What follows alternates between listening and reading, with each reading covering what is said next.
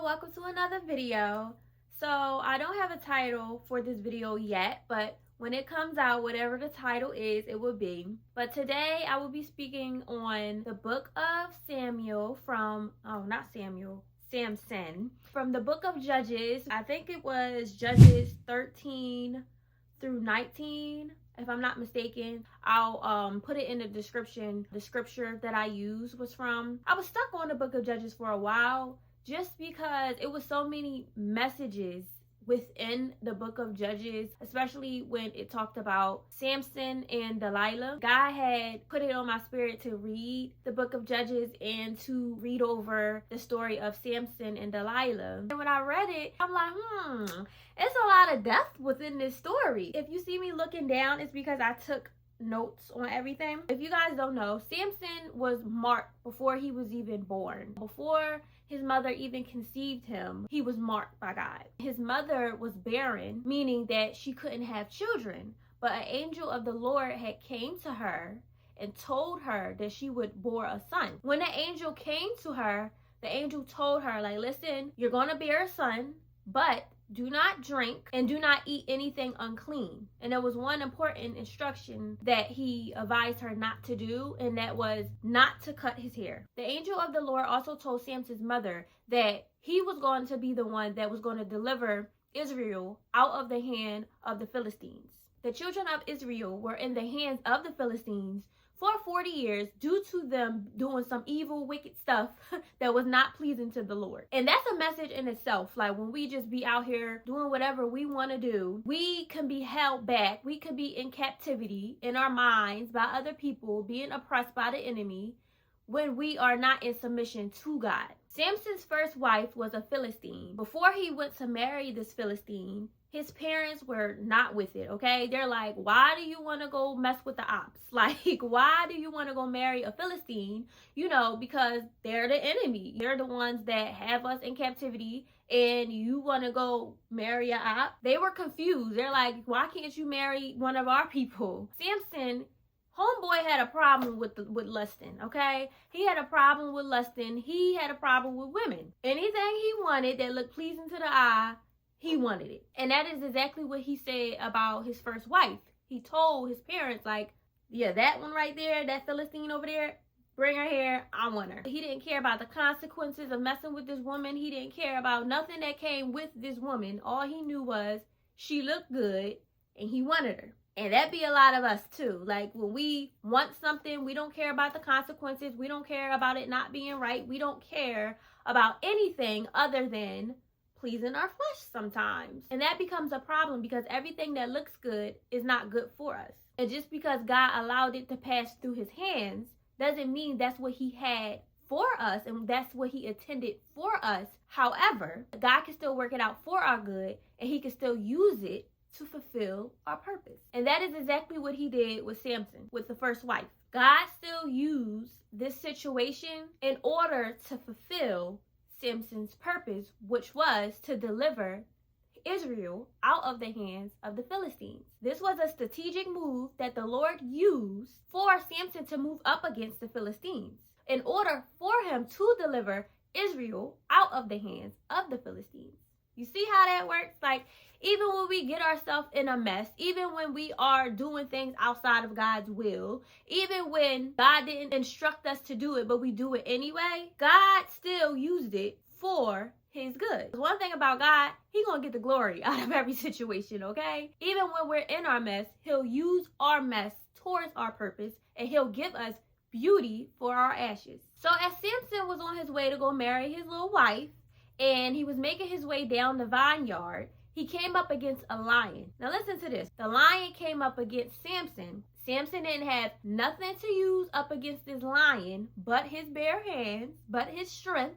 And mind you, he got his strength from his hair. And Samson was able to overthrow and take down that lion. And when he took down the lion, although he went with his parents didn't see nothing. They didn't hear nothing. Nobody saw anything. It was just Samson and a lion, and he took that lion out in silence. And a lot of you might be up against a lion right now, whatever that lion looks like in your life, whether that lion looks like eviction, whether that lion looks like warfare, whether that lion looks like poverty, whether that lion looks like a divorce. Whatever your lion is, your finances, your health, you may be up against something right now that nobody sees, nobody understands, and you're taking it out and you're overthrowing it, you're overcoming it by yourself. And guess what? You may feel alone, but you're never alone, because God is always in the midst of it. God is always in it with you. And as long as you're in the will of God, and as long as you're laying things at his feet, and as long as you don't let up off of God, God won't let up off of you. After Samson took down that lion, he didn't go tell anybody. He didn't go make a big announcement about it. He kept it to himself. And that's a word for a lot of us. Sometimes we have to move in silence. Everybody doesn't need to know everything that you're going through, and everybody doesn't need to know your next plan and your next move. Why? Because that invites a whole bunch of unnecessary warfare. And in order for you to get to the destination that God needs you to do, sometimes you have to move in silence, and some things are just supposed to be strictly between you and the Lord, because anything outside, any outside noise, outside opinions, that invites unnecessary warfare. That invites people to be all up in your situation, which can corrupt what God has for you and can delay you. I don't know what you guys may be creating, what you guys have in mind, the visions that God gives you, the blessings that he's blessing you with. Don't go making no announcements. Move in silence. After Samson took down that lion, he noticed that it was honey inside the carcass of the lion. So it was honey inside of the lion after he took out that lion. So you want to know what he did with the honey, right? So he had took the honey and shared it with his parents and didn't tell anybody where he got the honey from. Okay? So remember, move in silence. Nobody needs to know why and how and when and where you got what you got. Keep it between you and God. That's how God protects us, okay? So we don't need to go around telling everybody what God did for us and how we got to where we got. Get there first and allow everybody to see it once it's completed. So Samson ended up giving a feast with the Philistines. He told the people if they could solve a riddle that he had within 7 days, that he would give them 30 linen garments and 30 changes of clothes if they could solve the riddle within them 7 days. And the riddle was, out of the eater came something to eat, and out of the strong came something sweet. He was talking about taking out that lion. The people had told Samson's wife to tip him so that he can explain the riddle, because nobody could solve the riddle, and they were starting to get impatient. They were starting to get antsy. So what did his wife do? She was unloyal, y'all. She was unloyal. But the thing is, they had threatened her. They told her if she did not go press him about that riddle, that they were going to not only burn her down, but they were going to kill her father too. So they was going to take her out and the father out. Okay, she was probably feeling some pressure, but she didn't know who her man was. Like, girl, do you not know who you messing with? Your man can take all of them out. But she was scared. So what did she go do? She went to go weep on Samson to try to pressure him and press him so that Samson could explain the riddle to her. So his wife went and wept on him and told him, oh, you don't love me. I'm supposed to be your wife, but you're keeping things from me. And she told him that she thought that he hated her.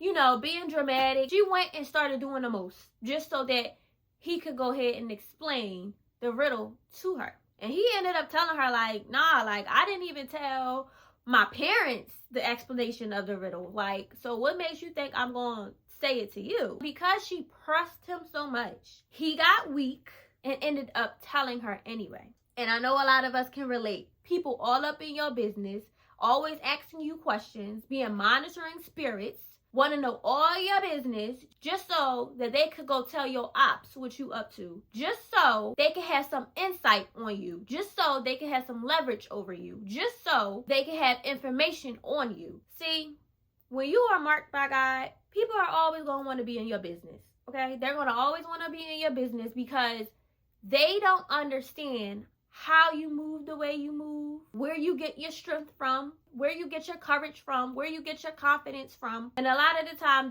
they'll come, try to be your friend, try to get buddy with you, just so that they can figure you out. You have to be very careful of the company you keep, because Not everybody coming to you is a friend. Not everybody trying to get in your life and get in your inner circle. They don't always have your best interest at heart. Everybody is not for you. And it doesn't even matter the history that you guys have. You could be friends with somebody for 10 plus years. It comes a point of time where you're exceeding and you're leveling up, and they might start looking at you a little funny, you know, because they're not understanding why they've been stuck in a season for 5, 10, 15, 20 years, and here you are surpassing them. So to them, you're competition. And once you become competition to somebody, they're going to want to take you out. They're going to want to get more insight on you. They're going to want to copy and paste what you're doing and try to add it onto something that they're doing, not knowing that, baby, even if you had the recipe, it's still not going to come out the same. Why? Because God marked you for it, not them. That's why you should not compare yourself to somebody else, because somebody else's gifts, talents, and what they're gifted for and what God has anointed them for may not be a good fit for you. Everybody is marked and anointed and gifted to do different things. So don't ever think you have to be like somebody else. Be who God called you to be. Once the 7th day hit and the people ended up explaining the riddle to Samson, and he's like side-eyeing them because he's just like, y'all wouldn't have been able to solve nothing if the heifer didn't tell you. And that's exactly what he said too. Samson had said to the people, if you had not plowed with my heifer, you would not have solved my riddle. Because Samson made those Philistine people a promise, Samson went and killed 30 men, took apparel, meaning he took the linen and the garments, and he gave it to the people who solved the riddle. But then listen to how slimy they were. Once Samson gave the men the clothing and the linen, the garments and everything, he went to try to go get his wife. The wife's father, which was his father-in-law, ended up giving the wife to Samson's best man. Now, ain't that grimy? But anyway, the father's reasoning for it was, oh, I thought you hated her. He ended up telling Samson, like, I thought you hated her. But, you know, you could have the little sister, though. And that reminds me of Leah, Jacob, and Rachel. Jacob the slave for Rachel just to have her hand in marriage. And the father goes to tell Jacob, after he'd enslaved all them years, oh, you could have a little sister, you know. Jacob like, what you mean? Like, I didn't ask for her. I wanted Rachel. I didn't want Leah. That's what this reminded me of when Samson's father-in-law ended up giving the wife away to his best man. I'm just like, what was up with those father-in-laws back then? Like, they was always doing some slimy stuff. But once Samson heard this angered him, okay? He was mad. He was pissed. He rounded up 300 foxes, turned their tails into torches. He let the foxes go up in the Philistines' fields, burn up all their crops, all their grain, everything that they had was burned up. So you know the Philistines wasn't going to let this go. So that made them mad. Once they found out that Samson had did this, because they're looking around like, who did this? And somebody snitched and said, Samson did it. So the Philistines ended up killing the wife and the father, burnt them up in the house. Crazy. When I be reading these Bible stories, I be like, what? Like, it really be like some type of drama film. But after Samson did his big one, his people came to him and they're like, listen, like, what did you do? You done brought trouble here. We gonna have to tie you up and hand you over to the Philistines because they looking for you. You done brought trouble to us and they looking for you. So, homeboy, we're gonna have to hand you over. They ended up tying Samson up and delivering him over to the Philistines. But what they didn't know was that Samson was gonna come out swinging, okay? He was gonna bust out them ropes, which he did. He bust out them ropes, and the Spirit of the Lord came upon him. Once the Spirit of the Lord was dwelling in him and through him and with him, he broke through those ropes and he killed 1,000 of those men, 1,000 of those Philistines. He knew he couldn't stay there no more, so he fled. He left. When he fled, remember I said that he had a problem with lusting, okay? He had a problem with his eyes. Anything he saw that he liked and wanted, he had to have it. He ended up meeting a prostitute, slept with the prostitute. After he slept with the prostitute, he ended up meeting Delilah. And the Philistines were still on his head. So even though he fled, they were still after him. Once the Philistines seen that Samson was messing around with Delilah, they pulled her to the side like, look, listen, tempt this man and find out where his strength comes from. So they're still trying to figure him out. They promised her, if you can find out where his strength comes from and what will overpower him, we will give you 1,100 pieces of silver. You know, Delilah wasn't no good either. She was the worst of them all. She was just just totally no good at all. Delilah ended up pressing him 3 times, 3 different times. The first time she pressed him and asked him, where does your strength come from and what will make you weak? And Samson wasn't going for it at first. So he's just jokingly, telling her, being arrogant, saying, if they bind me with 7 fresh bowstrings, not yet dry, then I shall become weak. Delilah waited up until he went to sleep, tied him up. Once she tied him up, the Philistines were in the background watching. And she ended up waking him up, screaming, telling him, look, the Philistines are after you. And once he woke up, he was able to break out of those bowstrings.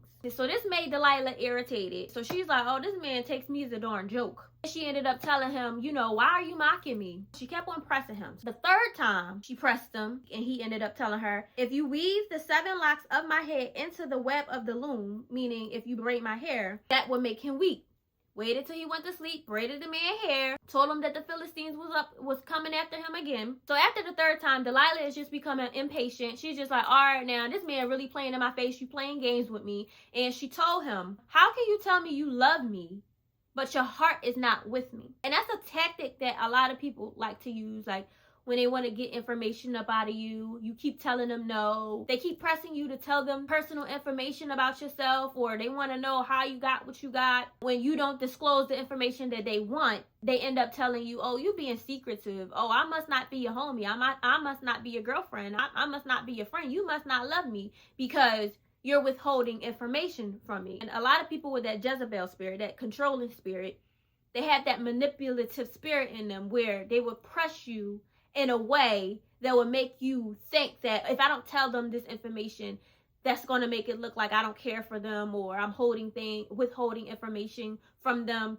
Don't fall for it. If it's certain things that God told you to keep between you and him, and he has instructed you to do something, no matter how much somebody presses you to give up the information, don't fall for it. After Delilah sits up in his face trying to make him feel pity and sad for her, Samson got weak because he was weak for them women, and she was pressuring him daily. He ends up telling her, no razor has ever came upon my head, for I have been a Nazarite to God from my mother's womb. If my hair is shaved, my strength will leave me and I will be weak. So Delilah, with her little sneaky self, she waited till he went to sleep once again and shaved all that man's hair off. She woke him up telling him that the Philistines were after him. He got up all cocky and arrogant, and he's like, I will shake myself free just like I did before. However, this time, because his hair was shaved, the Lord was no longer with him. And that's a message right there. Just because we have God's grace, and yes, the Lord is always with us, there comes a time when our disobedience can cause God to leave us, cause God to take his hand up off of us. Because what are you doing? You're taking advantage of God's grace. If he warned you before, he saved you before, and he gave you plenty of warnings and showed you red flags, and you sat up there and decided to override those red flags and still do what you want to do, yes, the Lord will leave you and let you sit up there and make your bed and allow you to lay in it because you're not listening. Light and darkness do not mix. They can't.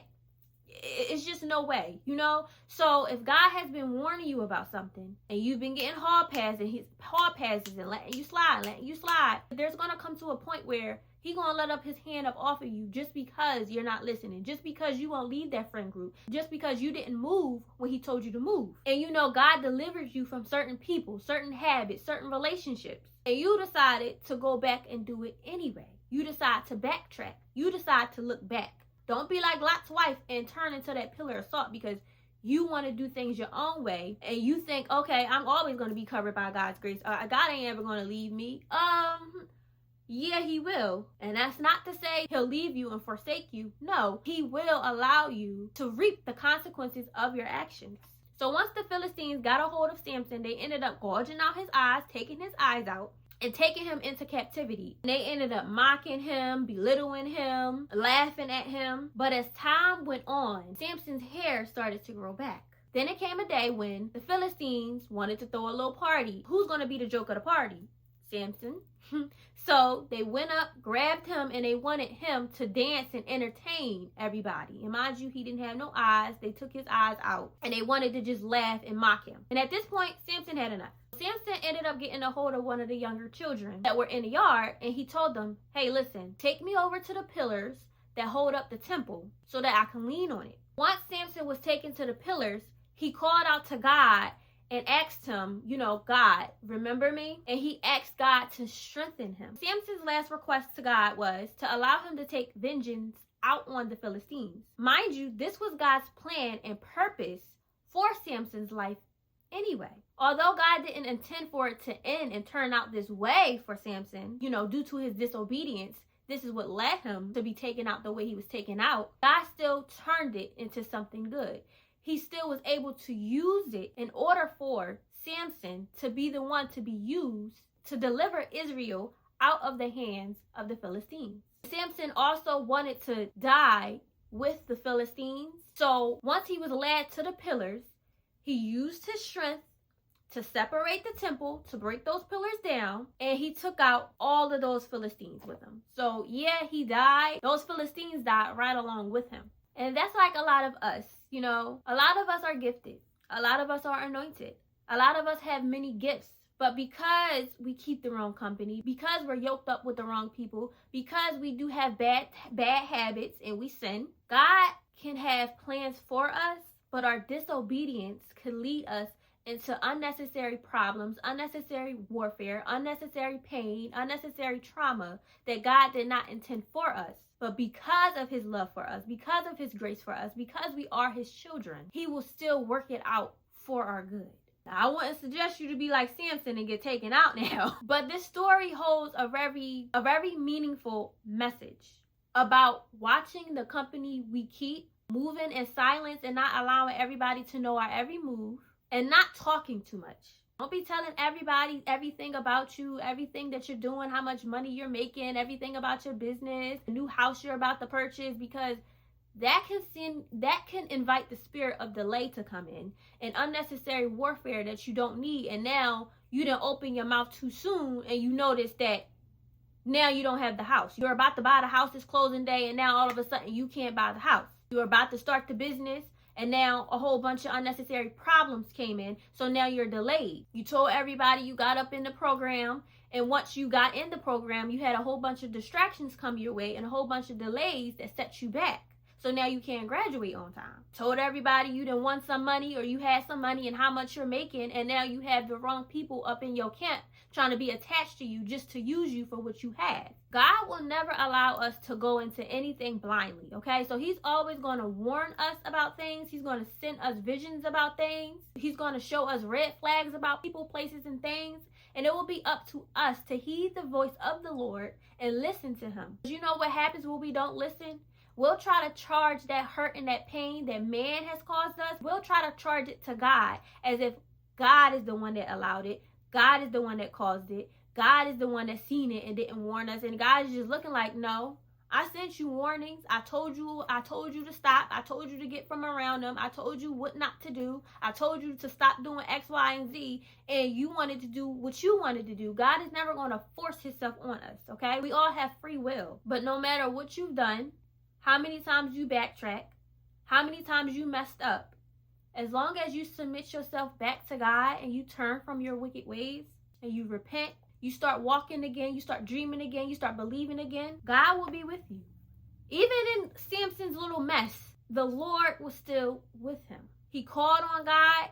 God was right there. Sometimes God just wants us to invite him back in, invite the Holy Spirit in, and allow him to work within us and through us. Because sometimes we can be so full of ourselves that that's all we see is the desires of our eyes, what we want, allowing our flesh to overthrow us. Our flesh and our spirit are always going to fight. So if you just constantly moving and walking up in your flesh, when do you have time to feed your spirit? When are you sitting in God's presence? When are you reading the word? Not only reading the word, but walking by the word too. You're not going to be able to hear God clearly. You're going to be hearing voices and you ain't going to know which one is yours, the Lord's, or the enemy's, because you're too full of yourself and what you want to do. That's why we got to die to our flesh daily, okay? This walk with the Lord, as everyone knows, is not easy. It can be very challenging. We're always going to be tempted. We're always going to be pressured. And a lot of times we're going to be overlooked and looked down upon just because we are a child of God. And by reading the story about Samson and Delilah, it shows that the enemy knows who you are. Okay? They see something, your enemies see something in you, something special that's in you. And they're always going to be after that because they want to tear you down. They don't want you walking with God. They want you to stray away from the Lord. They want you to abandon your calling. And you'll notice the closer you get to your promise, the more hell that's going to be breaking loose around you. You're going to have to stand 10 toes down and stand strong because God is going to be in the midst of it with you. As long as you cling on to him, he's going to be clinged on to you and he won't never let you go. And the whole root of this story is don't ignore red flags, move in silence, stop talking too much.